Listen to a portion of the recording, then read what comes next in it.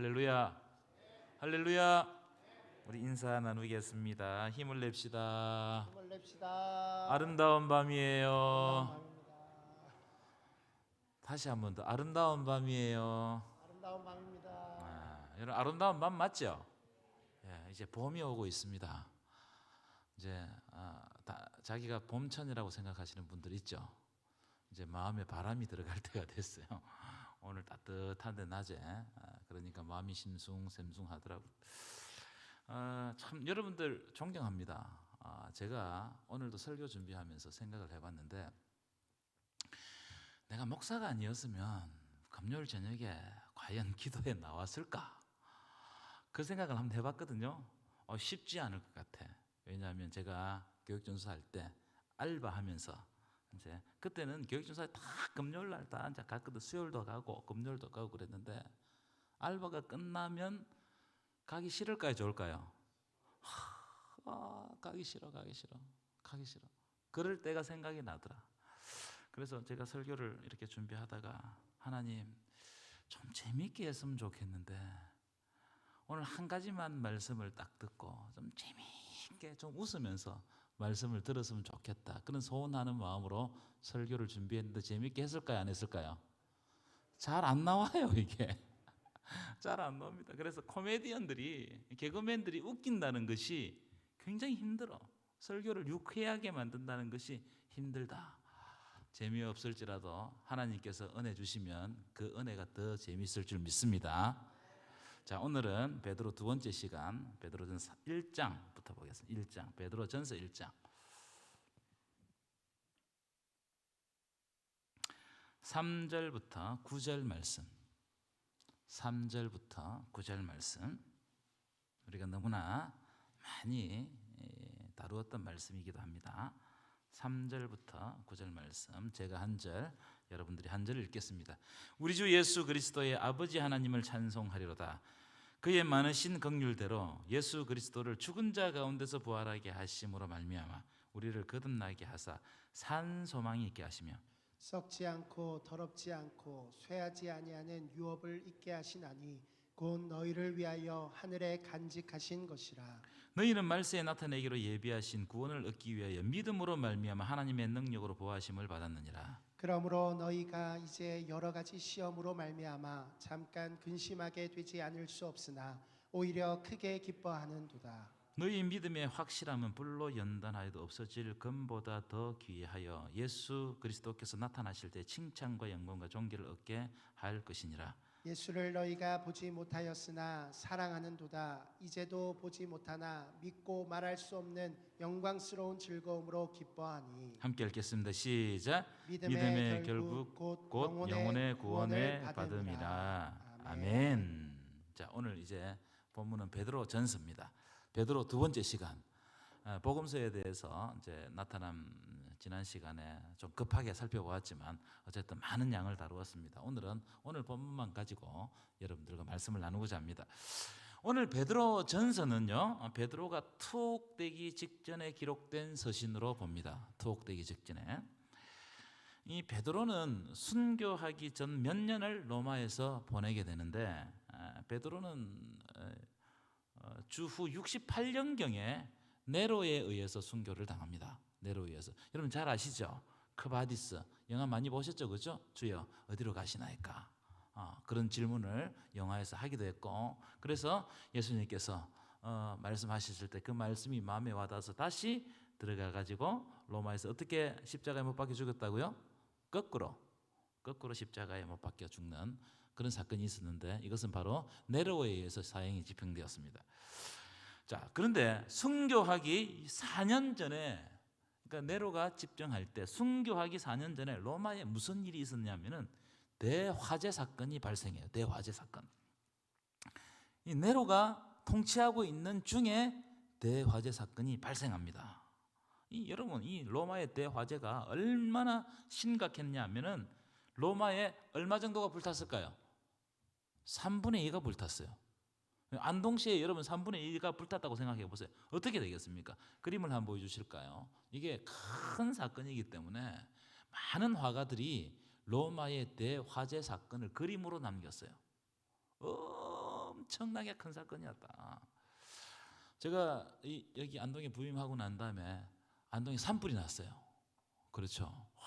정말 산불이 나니까 온 천지가 벌겋고 뭐 하늘은 새카맣고, 또 영덕 울진에도 산불 났죠, 그죠?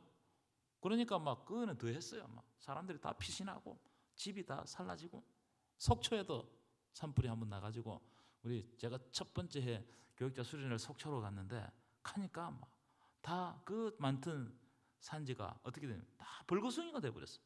참 안타깝더라는 거예요. 여러분, 불이 나면요 사람들은 모든 것을 다 잃습니다. 꼭 제가 이 산불이나 뭐 불난 현장을 보면 전쟁의 폭격을 맞은 그런 현장처럼 비참하고 아주 무참해요. 이게 아마 산불난 현장인데요, 불난 현장인데, 근데 여러분, 불이 나면 백성들이 누구를 원망할까요? 요즘에 불이 났다, 안동에 3분의 2가 탔다, 누구를 원망할까요?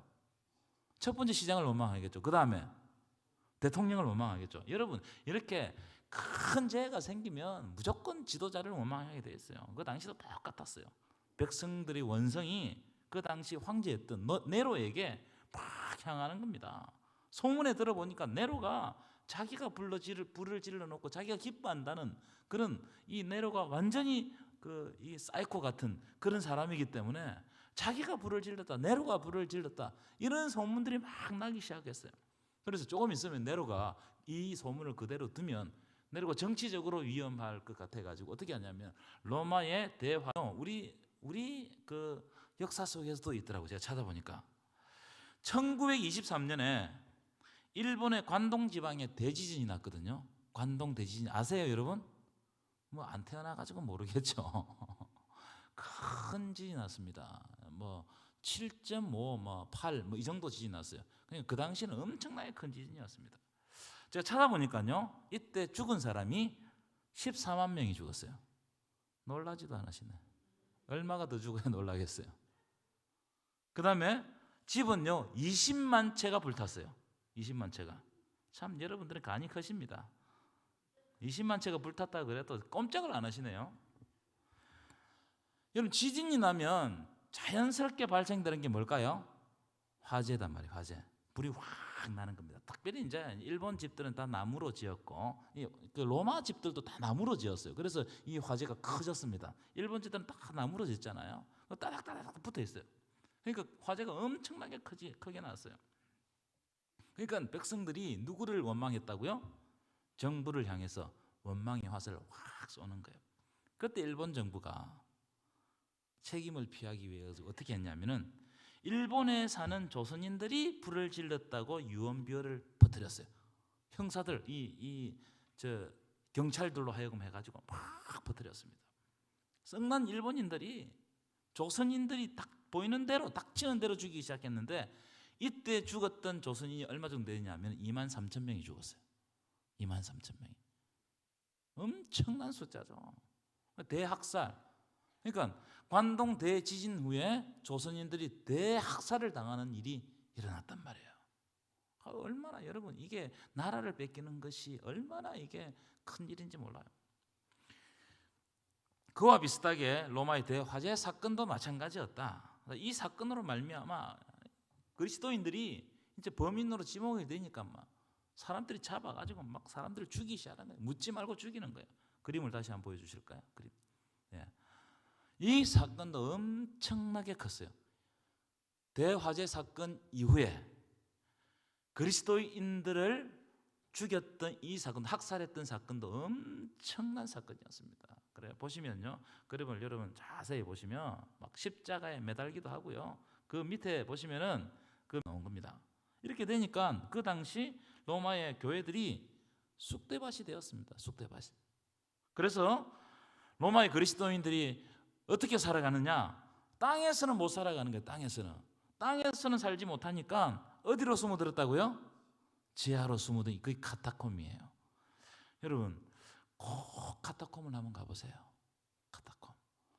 정말 저는 거기 가니까 할 말을 잃어요. 할 말을. 자, 먼저 첫 번째 그림 먼저 보여주시죠. 카타콤. 여러분, 이게 다 카타콤은 지하 무덤이거든요. 로마는 땅이 응해암인가 이래가지고 땅을 파면 잘 파집니다. 근데 공기를 만나면 확 굳어버려요. 희한한 이게 땅이에요. 그러니까 지하에 땅을 파면 잘 파집니다. 조금 있다가 공기를 만나면 확 굳어버려요. 지금 이게 다 여러분 이게 다 안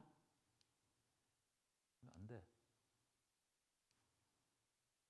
여기가 다 저기 뻥긋뻥긋 뚫려 있는 데 있죠, 그죠? 저기가 다 사람의 시신을 넣었던 자리예요. 근데 이게요 미로같이 돼요, 미로같이. 그 다음 장면 한번 보여주실까요? 그 다음 이 두 개는요 해골을 직접 이렇게 실제로 해골을 저렇게 쌓아놨는 거예요. 여러분 이런 곳에서 그리스도인들이 지하에서 살았습니다. 여러분 카타콤은요 미로와 같이 돼가지고 우리가 성지순례 갔을 때 저희를 인도하는 분이 이렇게 이야기하더라고요. 현지인들도 카타콤에 지금 들어가면 정해진 길만 다닌대요. 표시해 놓은 길만. 그 길을 벗어나면 찾아올 방법이 없다는 거예요. 그 정도로 이게 복잡한 데가 카타콤입니다. 그 당시 여러분 꼭 장례식을 참여하시 바랍니다. 장례식에는요 교훈이 있어요. 우리 생명이 영원하지 않다는 거예요. 기분 나쁘지만 저도 가고 여러분들도 갈 거예요. 다 갑니다. 현대인들은요 어떻게 하면 이 세상을 부유하고 편안하게 살까, 윤택하게 살까, 여기에 초점을 맞추고 있습니다. 죽는다는 것을 묵상하지 않아요. 여러분 너 죽는다 이러면 기분 나쁘시죠? 오늘 대답도 안 하기로 결정을 하셨고 여러분 죽는다는 것은 우리에게 참 두려운 일입니다. 그런데 이 시기에 그리스도인들은 무덤 안에서 카타콤 안에서 항상 죽음을 직시하며 살았다는 거예요. 그렇기 때문에 예수 그리스도의 부활이 곧 나의 부활되기를 소망했어요. 나도 언젠가는 곧 저렇게 죽을 텐데 예수님처럼 내가 부활하기를 원한다.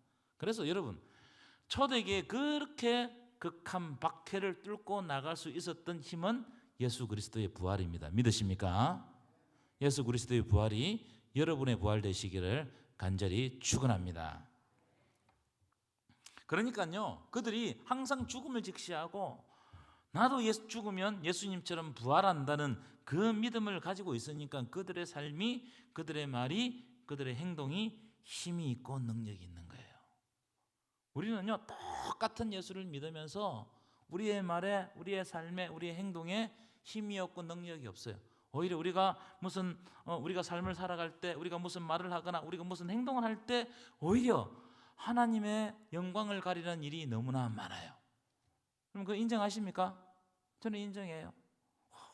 오늘도 내 말을 통해서, 내 행동을 통해서 하나님께서 영광 가리는 일이 없어야 될 텐데. 그럼 이게 첫 번째 기도 제목이. 제가 아는 목사님이 있는데 참 존경하는 목사님입니다. 제가 교육전도사 때 교육부 목사님을 하셨던 목사님인데 저는 이분을 참 존경하는데 왜 존경하느냐 하면 그분의 설교를 듣고 있으면 계속 눈물이 나. 왜 그런지 모르겠어. 설교가 그렇게 막 강렬한 것도 아니에요. 차근차근 천천히 하시는데 눈물이 나요.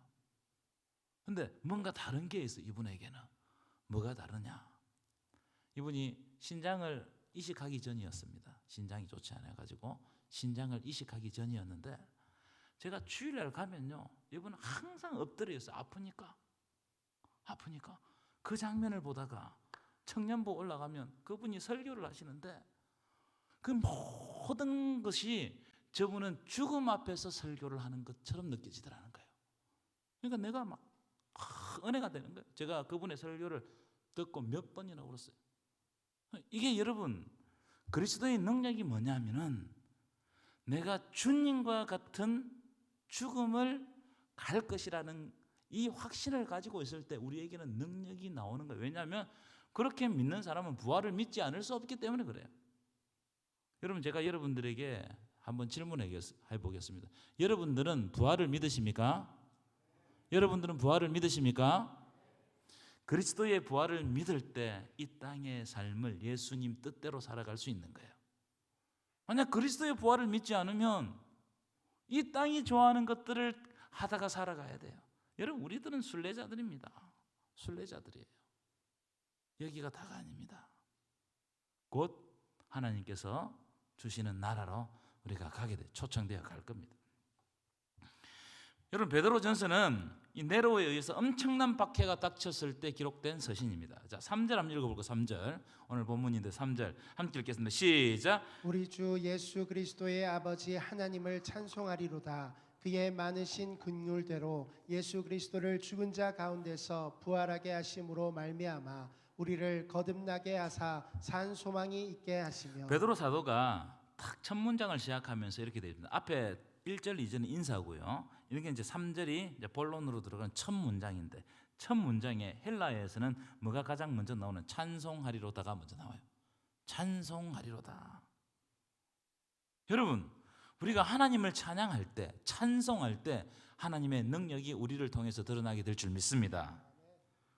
베드로 사도는 엄청난 박해가 닥치더라도 찬송한다. 찬송하리로다. 이 모든 상황이 나를 짓눌러 오고 나에게 힘든 그런 여러 가지 고통을 주더라도 나는 찬송하리로다. 왜냐하면 예수 그리스도를 죽은 자 가운데서 부활하게 하심으로 말미암아 우리에게 산 소망이 있게 하셨기 때문이라는 거예요. 여러분, 우리에게 있는 소망은 산 소망입니다. 믿으십니까? 죽은 소망이 아니란 말이에요. 그 이유는 그리스도께서 죽은 자 가운데서 부활하셨다. 그래서 부활의 첫 열매가 되셨고 그 능력으로 우리에게 부활의 놀라운 은혜를 주셨다는 거예요. 그런데 가만히 보면, 저도 마찬가지예요. 가만히 보면 우리는 죽은 소망 붙들고 사는 사람처럼 살 때가 많다. 여러분, 죽은 소망이 뭐냐? 죽은 소망은요, 없어질 것을 소망 삼는 것이 죽을 소망이에요. 자꾸 이 땅의 것을 소망 삼고 이 땅의 그것만 이루기를 원하는 거, 이거 죽을 소망입니다.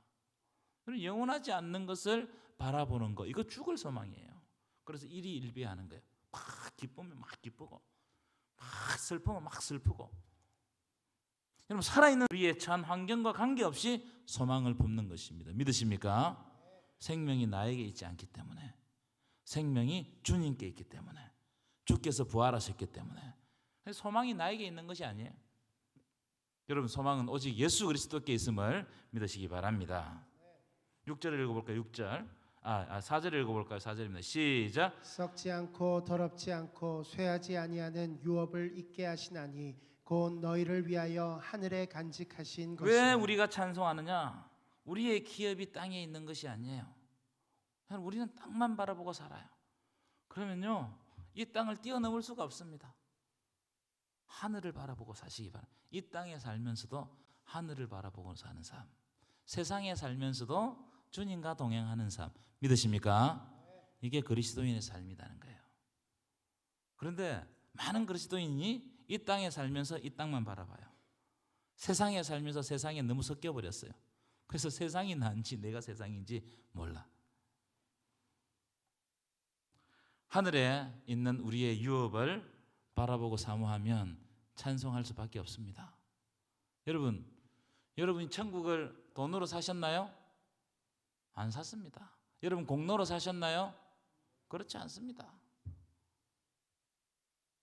우리가 모든 사람들이 이 땅에서 생명 다하여 죽을지라도 하나님께서 우리에게 영원한 기업 주셨기 때문에 우리는 찬송하지 않을 수 없다. 여러분, 찬송하시는 저와 여러분 되시기를 간절히 축원합니다. 6절 7절 시작. 그러므로 너희가 이제 여러 가지 시험으로 말미암아 잠깐 근심하게 되지 않을 수 없으나 오히려 크게 기뻐하는도다. 7절 시작. 너희 믿음의 확실함은 불로 연단하여도 없어질 금보다 더 귀하여 예수 그리스도께서 나타나실 때에 칭찬과 영광과 존귀를 얻게 할 것이니라. 여기 보시면 너희가 이제 여러 가지 시험으로 말미암아 잠깐 근심한다 그랬거든요. 그러니까 시험이 온다는 거예요. 여러분, 우리의 삶 가운데 시험이 있습니다.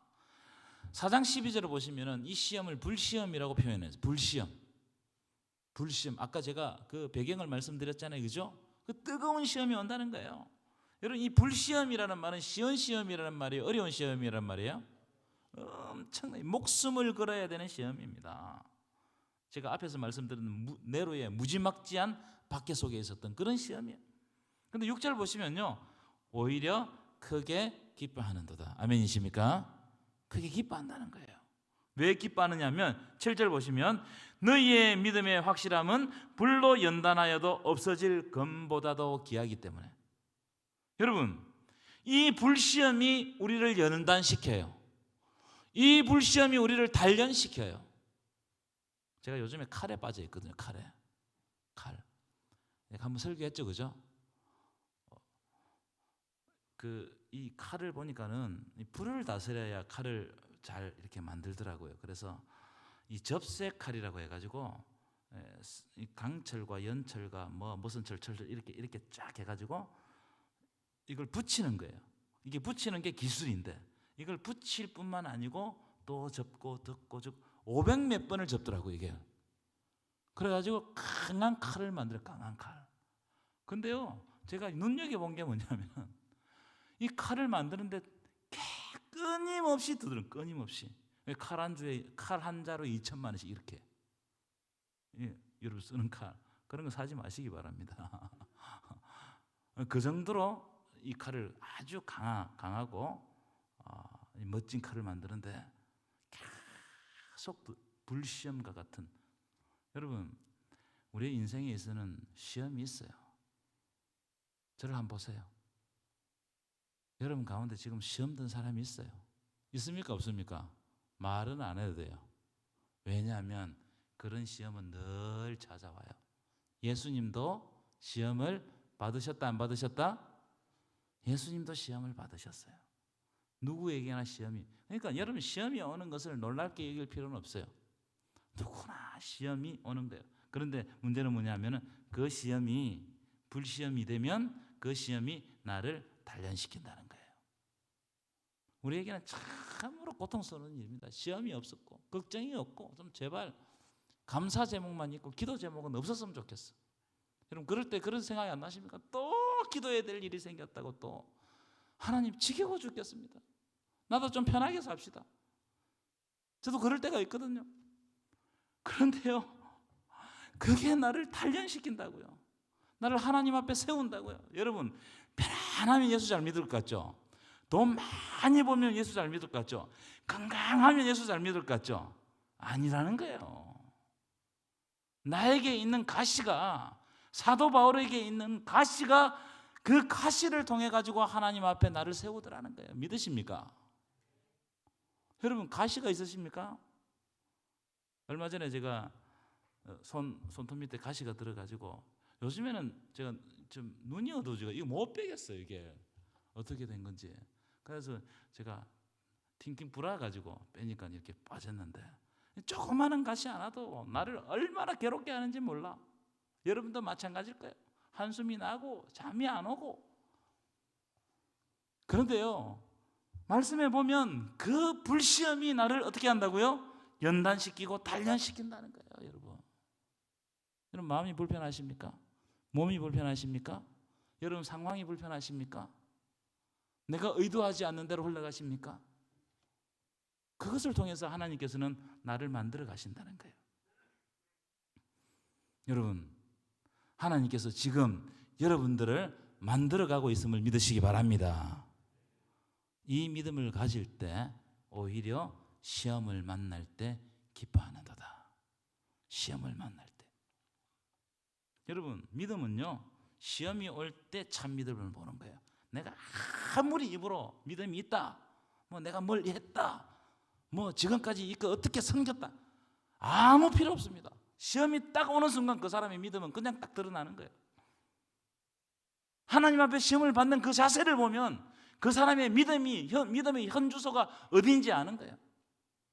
시험이 올 때 내가 먼저 무릎을 꿇고 주님을 만나고 주님을 애타게 찾고, 이 모든 것이 나로부터 시작되지 않았지만 이것이 시험이라면 이것을 통해서 하나님 영광 받아달라고 나를 하나님께 던질 때 하나님께서는 어떻게 하시느냐? 그것이 불시험으로 만드셔 나를 연단시키고 그 시험 후에는 요셉처럼 더 좋은 복으로 채워주실 줄 믿습니다. 이게 하나님 앞에 우리가 기도해야 될 내용이에요. 사람을 원망하지 마세요. 상황을 탓하지 마세요. 책임을 미루지 마세요.